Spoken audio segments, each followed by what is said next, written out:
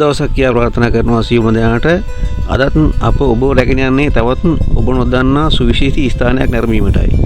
ඉතින් වෙනදා වගේම ඔබගේ දැනුම වැඩි දියුණු කරගනිමින් අපගේ මෙම සුවිශේෂී වීඩියෝ අවසානය වන තෙක් රැඳෙන්න කියලා ඉල්ලා සිටමින් අපි යමු වීඩියෝ එකට.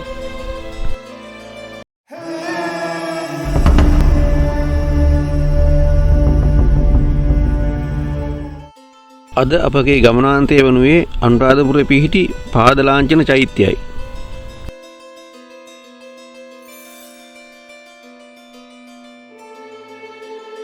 ඉතින් අද මේ අප රැඳී සිටින්නේ ඓතිහාසික අනුරාධපුර නගරයේ ථූපාරාමයේ අසලයි.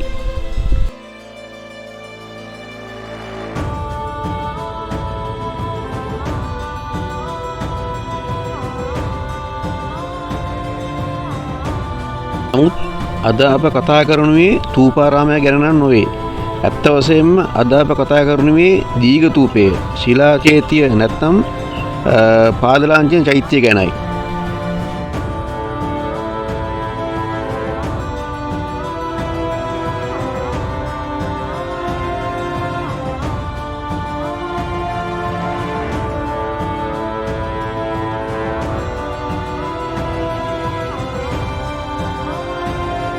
මොකද්ද මේ පාදලාංජන චෛත්‍යය? ඇයි මේක තරම් වැදගත්? මෙම ස්ථානය හා ශ්‍රීපාද ස්ථානය අතර ඇති සම්බන්ධතාවය කුමක්ද? හොඳයි අපි බලමු ඉස්සරහට.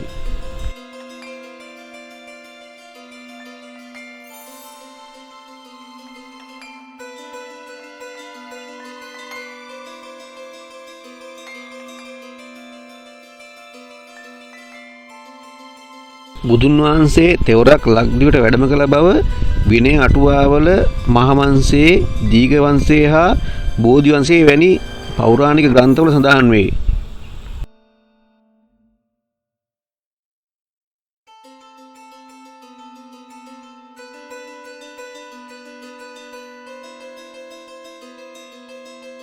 පළමු හා දෙවන වර වැඩම කළ අවස්ථාවලදී බුදුරජාණන් වහන්සේ අන් ස්ථානවලට වැඩි බවක් මෙම පුරාණ ග්‍රන්ථවල සඳහන් නොවේ.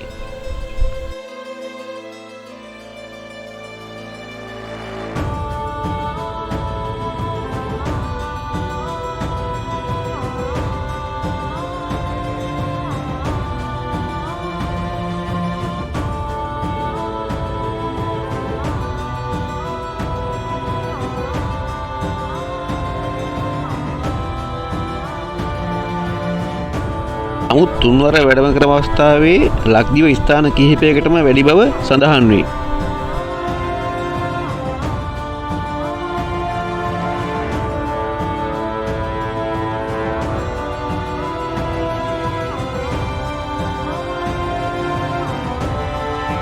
එම අවස්ථාවේ උන්වහන්සේ විසින් මෙම අද අප කතා කරනු ලබන ස්ථානයේ එතුමාගේ පාදලාංජනය පිහිටුවා ඇත.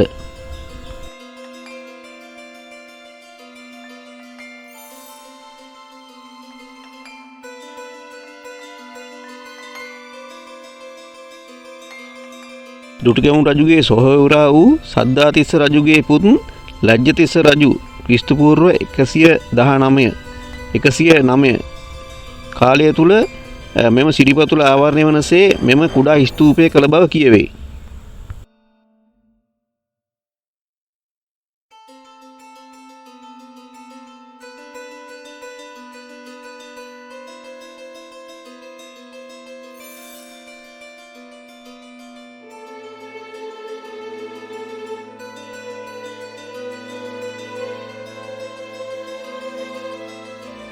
තවද මහවංශය කියන ලෙසට මෙම ස්ථානය මෙම මහා බද්දකල්පයේ පහළ වූ සියලු මුදුවරුන්ගේ පාදලාංජන පීඨ වූ ස්ථානවලින් එකකි.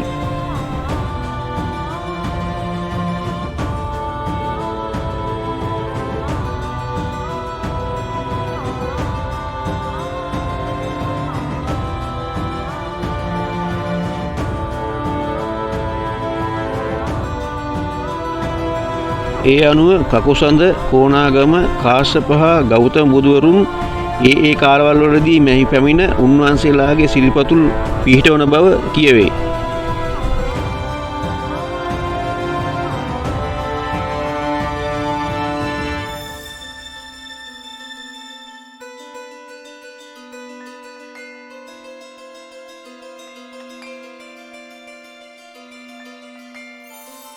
කෙසේ වෙතත් මෙම කුඩා ස්තූපය රවුම් අත්තිවාරමක් මත ගොඩනගා ඇත.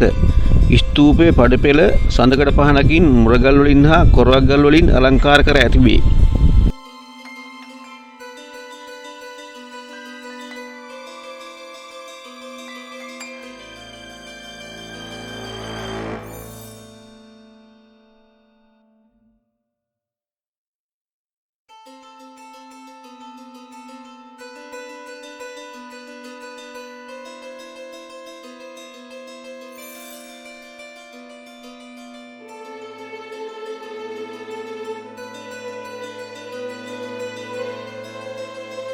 තූපාරාමයට ඉතා සමීපයෙන් ඇති මෙම අප්‍රකට ස්තූපය වන්දනා කරනුයේ ඉතා අල්ප වශයෙනි.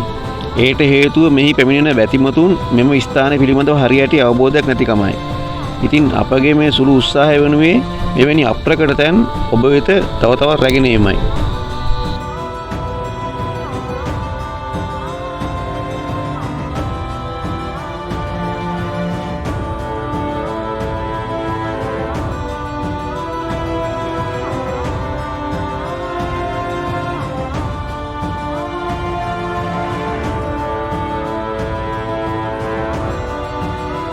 සරකට බැතිමතුන් ලක්ෂ ගණන් ශ්‍රී පාදයේ වන්දනා කරත් මෙම ස්ථානයට පැමිණෙන්නේ 14ක් පමණයි.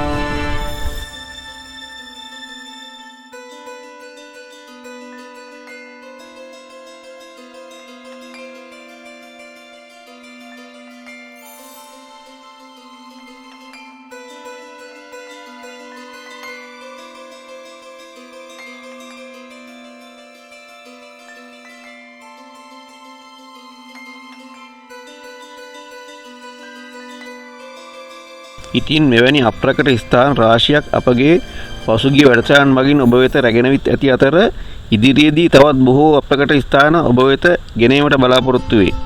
ඉතින් ඔබ තවමත් අපව සබ්ස්ක්‍රයිබ් කර නැමැති නම් සබ්ස්ක්‍රයිබ් කර අපගේ ඉදිරි වැඩසටහන් සමග එකතු වෙන ලෙස ඉල්ලා සිටිමින් අදට අප ඔබගෙන් සමුගන්නවා. ඔබ සැමට සුබ දවසක් වේවා.